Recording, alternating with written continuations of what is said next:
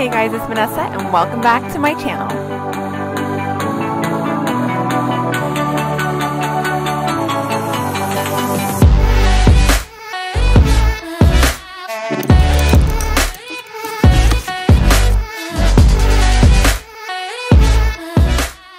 It's time for another What's for Dinner video for you where I show you what I feed my blended family of 6 from Monday to Friday, so let's get right into it. For Monday, it's teriyaki chicken legs in the air fryer and fried rice, so if you want to see how this goes together, just keep watching. Now I have jasmine rice here, but you could use basmati or any kind that you like.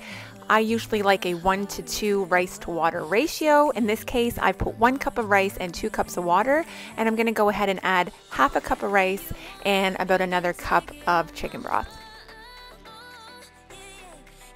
And I know a lot of people cook their rice in their Instapot or their pressure cooker. I'm sticking to the tried and true rice cooker that I got over 10 years ago, and it's perfect every time. Like, this rice comes out perfect.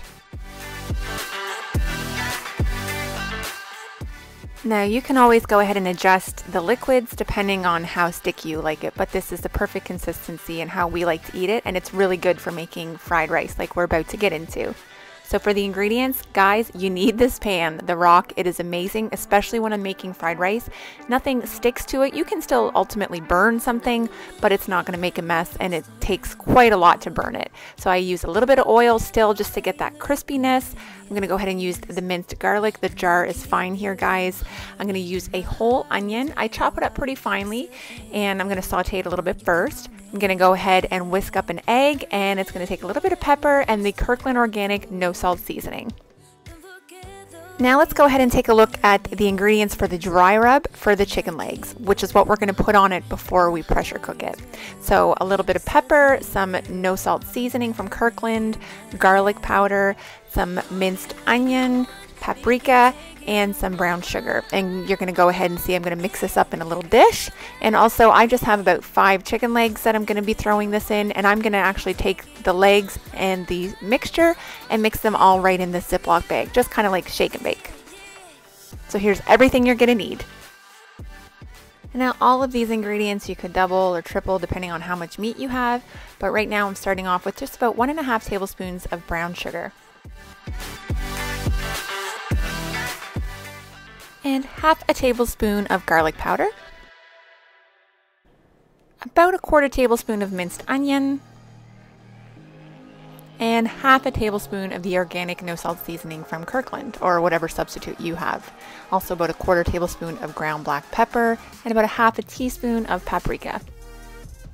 Now I'm horrible at recipes. This is an original for me, so I am trying to give you guys the best measurements that I know how to based on just my guesstimations. So go ahead and pour everything into a bag or rub it on, whichever one you're more comfortable with, but you'll see this one is super efficient. It completely coated the chicken and it's ready to put into the air fryer. Now I did some research on the various ways you can cook your chicken legs in the new Ninja Foodi. I opted to pressure cook first and then finish off with the air fryer. I just find that that keeps the chicken really juicy and from drying out. Now for the teriyaki glaze, there's a couple ingredients I left out, which was ginger and garlic powder at the beginning, but you're going to need those as well. Now these are all personal preferences. If you don't like the sweetness of brown sugar, you could omit it, but to me they all kind of balance each other out. So I'm going to go ahead and add 1 tablespoon of brown sugar and 1/2 tablespoon of garlic powder. Now here come my exact measurements, guys. A few gentle shakes of ground ginger and around 2 tablespoons of soy sauce, and with the honey, basically you want twice the amount of honey, or at least for the way that I like it. A little less sweet, a little less honey. Also about 1 teaspoon in total of minced garlic. You'll see I go in and add some more in a little bit. And the tiniest drop of sesame oil, if you know anything about it, it goes a very long way and it can be very potent. Go ahead and just mix this up. You'll see it's going to create a bit of a paste. And at this point I'm adding a little bit more honey. I can tell just by smelling it, guys, if it's something that I'm going to want to eat. And it was at this point I could smell and tell that it needed more garlic. And just to finish off this sauce, I went ahead and added a very little bit of minced onion just to balance it all out. Now, for a mom moment, I went to help Belle with her painting and got covered in blue acrylic paint. So yeah, I'm sure You guys can all relate to that out there, but we're gonna go ahead and slice up this onion anyway.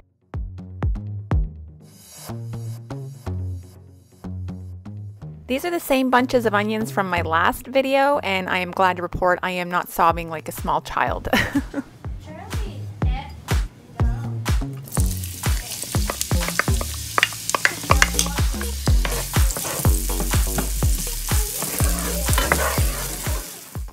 Alright, so while that's pressure cooking, go ahead and saute your onions. I like to season my onions with salt, pepper, and a little bit of the organic no salt seasoning. Yes, I know I said salt and no salt seasoning, but I don't do the no salt seasoning to omit the salt. I just like the taste. I'm also going to go ahead in here and add some minced garlic and just get that all toasted and warm before I add any of the rice.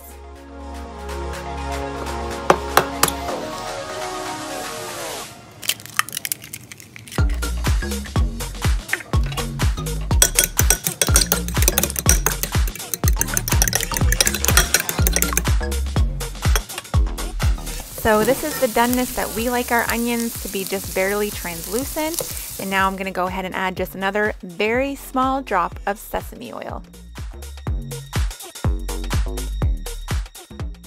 Now I go ahead and dump all of the rice right into the pan with the onions, and I'm going to go ahead and take a minute to stir it all up, make sure it's combined, and make sure nothing is sitting at the bottom of the pan burning like some of the onions or the garlic. Now here's another part that's specific to your tastes. We like a lot of soy sauce, but I find less is more at the beginning, because when you add too much, you can't take it back. So go ahead and add a little bit and add more as it goes along.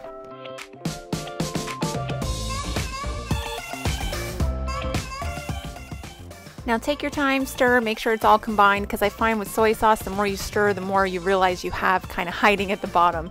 Once you've got the consistency you want, this is how I do my fried rice. I smooth it out. I make sure that I get like a good coating on the bottom. It's all flattened out. It's going to fry up nicely. And like I said, this pan is nice. I know I can walk away from it for 2 or 3 minutes and not worry that I'm going to burn it. So see here, it's super smooth. I let it sit there for a good 2 minutes, maybe a little bit more. Stay close to it so you can smell what's happening. But I'm telling you, it's going to be delicious. You're going to get those little not burnt bits, but little crispy bits in there. It's going to taste amazing. Go ahead and put your egg, create a little well, and slowly pull the rice into the egg. You can omit it if you like, but in our household, the egg makes the fried rice. All right, here's the chicken after 15 minutes on high in the pressure cooker. They smelled amazing. You could probably eat them right now, but I'm going to go ahead and put the glaze on it. I'm going to go ahead and air fry these for another 5 minutes at 400 degrees. This is before they go in, and here's what they look like after.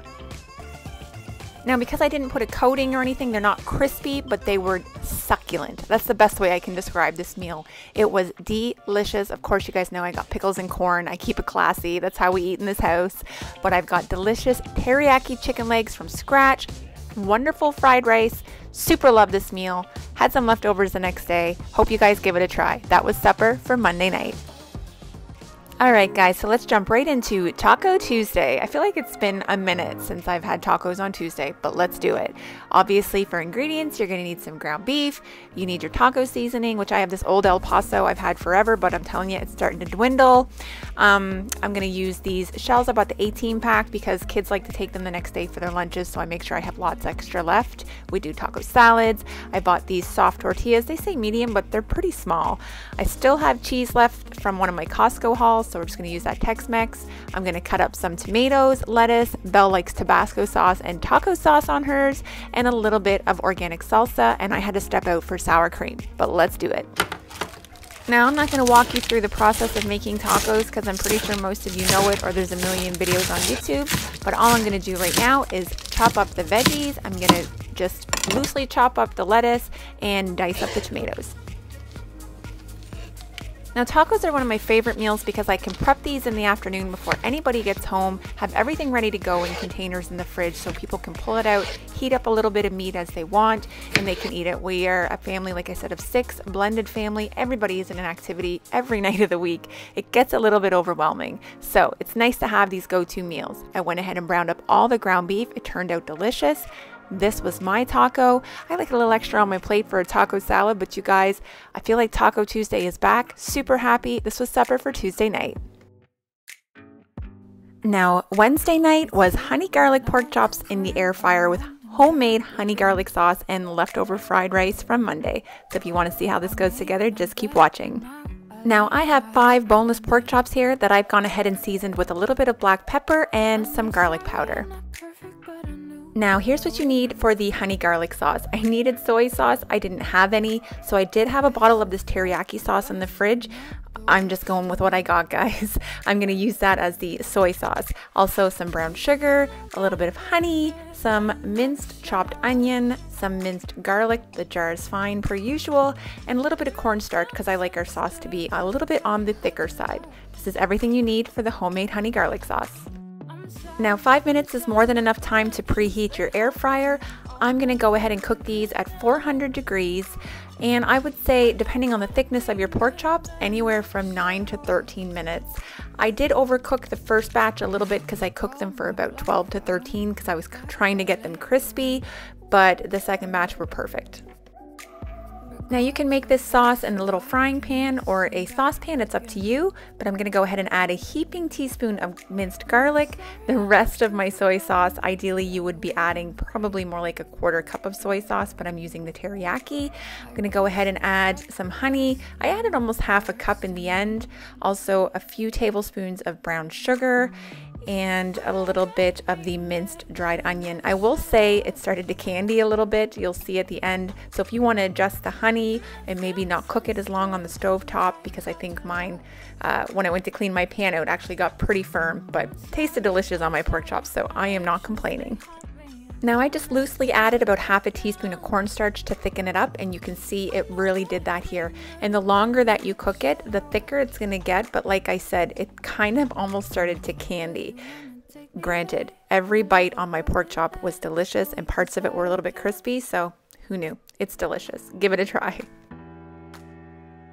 And yes, we are having leftover rice, but you guys, the best way to reheat your rice is in the frying pan, just like you cooked it. It just kind of gives it new life. So I did that instead of the microwave. Next up, I'm going to take those pork chops right out of my air fryer and put them in this frying pan where I'm going to spoon over some of the sauce. Now you can see where it's foaming up almost like sponge candy, but I'm telling you, it worked out, guys. It was delicious. You're going to see in a minute. I just spoon it over the top, let it get a little bit crispy, let it get heated up. I put a lid over it to really help it all kind of meld together. Amazing. I don't know how else to say this other than the fact that I cooked the first batch a little bit too long. Look at this, delicious, caramelized on the bottom with the sauce. Amazing, you guys. It is worth it to take the extra 5 minutes and make this homemade. They were amazing. Definitely recommend. This was dinner for Wednesday night. Now buckle up because it's Thursday and we're having homemade air fryer pizza pockets. Keep watching if you want to see how to make them. Now I just googled how to make something like this, or at least what temperature to bake it at in my air fryer, so I'm going to link that in the description below. Basically you need a can of the pre-made pizza dough. I just picked up any pre-made pizza sauce. I'm just trying to make this as easy as possible, guys. Some Kraft grated Parmesan cheese. Also some oregano. I use the Parmesan and the oregano and I sprinkle it on the sauce. It kind of tastes like the Kraft pizza mix. Also some Parmesan, actual Parmesan if any grown-ups want to be, you know, fancy. I buy the Kirkland olive oil, guys. It's the cheapest and the best one in my opinion. I'm going to use a little bit of that to brush on the crust. I'm going to chop up an onion and a green pepper for Jamie and I. The kids don't really like that. I'm also going to shred up some of this mozzarella. This is a local cheese. It's probably my favorite cheese. Also, I've gotten some real bacon bits. Those are kind of like the chewier bacon bits, I guess, and we're just going to use that instead of cooking up bacon. I've got some Pizza Delight dry cured pepperoni I got on my grocery haul last week. It is our favorite pepperoni here. And also grabbed just a Caesar salad kit, keeping it easy tonight, guys. And there you have it, super simple ingredients. Really anything you're going to want to put inside, that's what you're going to need. So let's get to it. Alright, so all I'm going to do first is go ahead and prep my veggies, shred the cheese, and I'm going to quarter up the pepperonis just so they fit a little bit better in the pizza pockets or calzones, whatever you want to call them. Now when I cut up my green pepper, I don't know if you guys have ever done this before, you just cut very lightly until you get through the green pepper around the edge, and then you twist it off and you're going to take virtually everything out, and if you just use your hand, you can clean out the rest.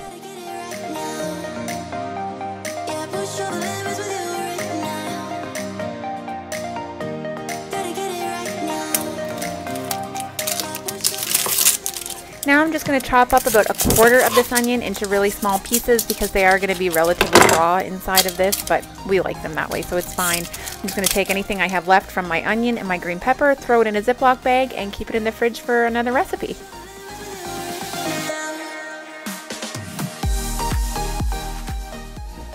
Now the original plan for quartering up the pepperoni was because I anticipated these calzones or pizza pockets to be small. Turns out when I was done, really the ideal ones were just a little bit bigger. So I could have left them whole. It's up to you if you do this step, but I did it, so I'm putting it in here.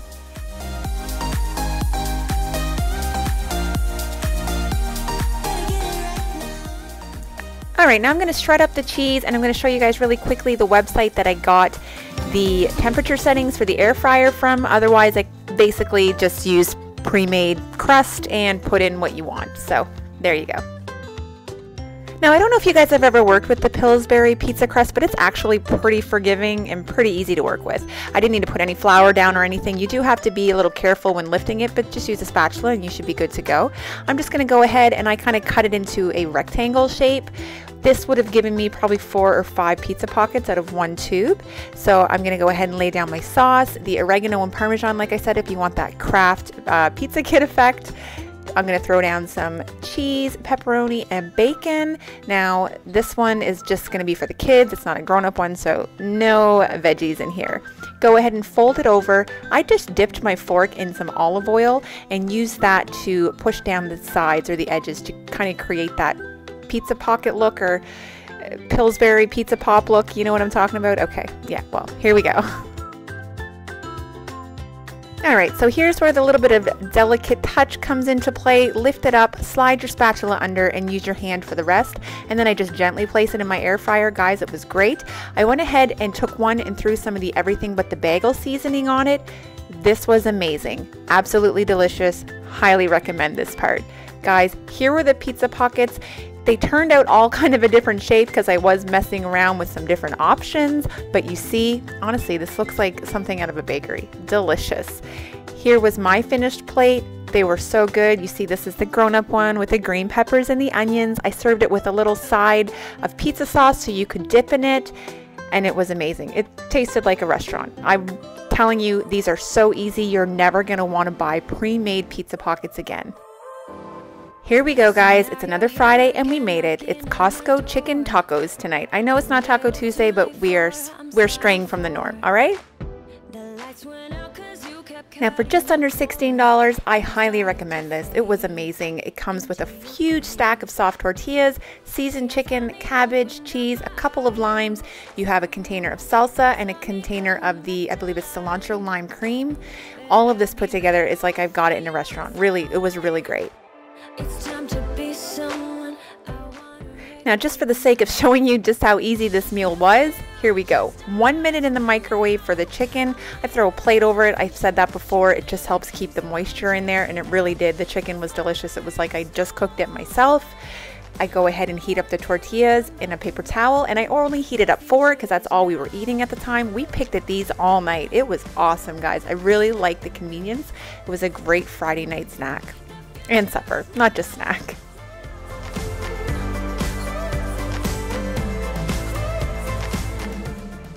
Now I'm just building up my taco. I lay down a layer of cream, salsa, some of the cabbage, the chicken, the cheese. Delicious.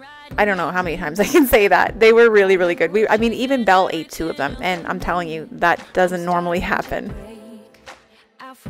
I would say these are a great idea to take with you to an event or at a party or a friend's house, or even if it's just something that you know you're single or you're just going to be eating it for a few days.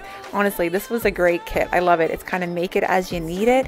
Even Belle gave it a huge thumbs up. Super impressed.